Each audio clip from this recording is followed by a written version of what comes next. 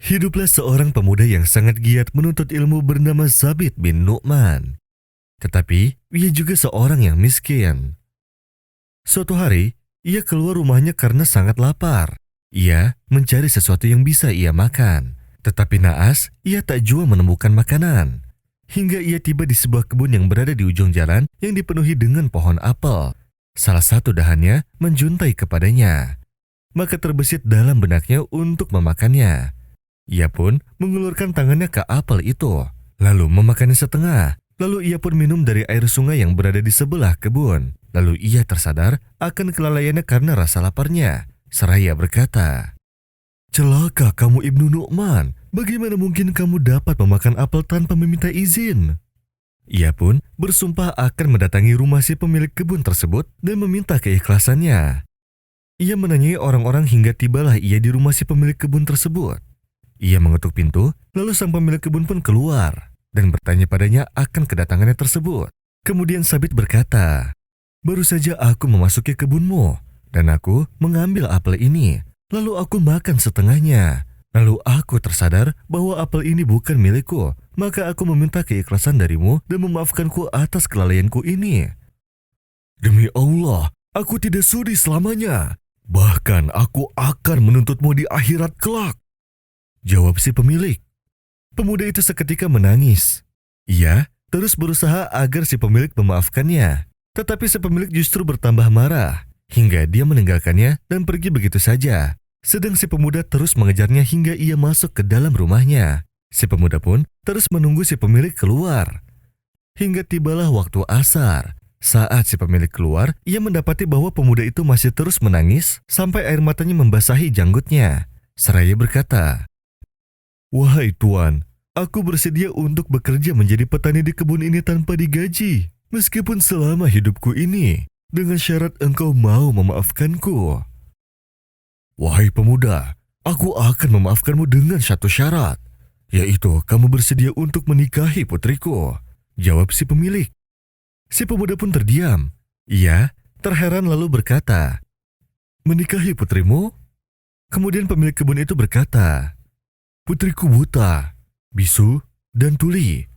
Sejak lama aku sudah mencarikannya suami, tetapi aku belum dapat menemui seseorang yang cocok dengannya, yang mampu menerimanya apa adanya." Si pemuda pun terdiam lagi. Lalu ia berpikir bagaimana ia dapat menikahi seorang wanita dengan keadaan yang seperti itu. Terlebih, ia masih dalam usia muda. Bagaimana istrinya nanti akan bersamanya? Sabit bin Nu'man pun berpikir keras. Lalu ia berpikir bahwa musibah ini masih lebih ringan daripada musibah yang akan ia dapatkan kelak di akhirat. Lalu ia pun berkata, "Baik, aku terima tawaran itu. Aku berdoa kepada Allah Subhanahu wa Ta'ala agar selalu melindungi kami." Pemilik kebun itu pun berkata, "Baik, kutunggu kedatanganmu hari Kamis untuk acara walimahnya dan aku yang akan menanggung semuanya." Hari Kamis pun tiba dan datanglah si pemuda dengan perasaan yang sedih. Dia bertanya-tanya, "Bagaimana bisa aku menikahi seorang wanita yang buta, bisu, lagi tuli?" Ia pun bertawakal kepada Allah, seraya berkata, "La haula wala quwata illa billah." Saat acara selesai, si pemilik pun mempersilahkan si pemuda itu untuk memasuki kamar putrinya. Ia pun sampai memegang tangan si pemuda tersebut dan membawanya hingga duduk di dalam kamar putrinya. Saat mereka membuka pintu, terlihatlah seorang wanita muda di dalamnya dan berkata kepada si pemuda, "Assalamualaikum." Sabit pun terdiam sejenak, seakan-akan bidadari langit turun di depan matanya.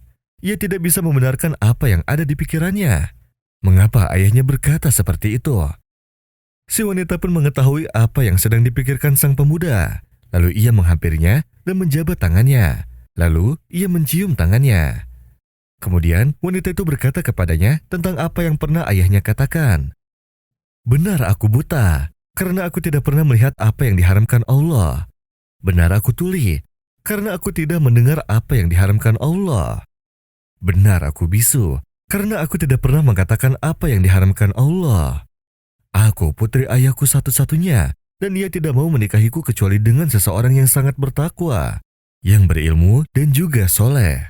Saat engkau datang kepada ayahku hanya untuk sebuah apel, ayahku berkata, Sesungguhnya orang yang takut kepada Allah karena sebuah apel akan lebih takut kepada Allah karena istrinya.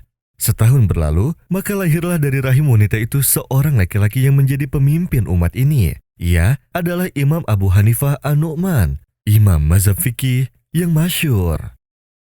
وَمَن يَتَّقِ اللَّهَ يَجْعَل لَّهُ مَخْرَجًا وَيَرْزُقْهُ مِنْ حَيْثُ لَا يَحْتَسِبُ وَمَن يَتَوَكَّلْ عَلَى اللَّهِ فَهُوَ حَسْبُهُ إِنَّ اللَّهَ بَالِغُ أَمْرِهِ قَدْ جَعَلَ اللَّهُ لِكُلِّ شَيْءٍ قَدْرًا.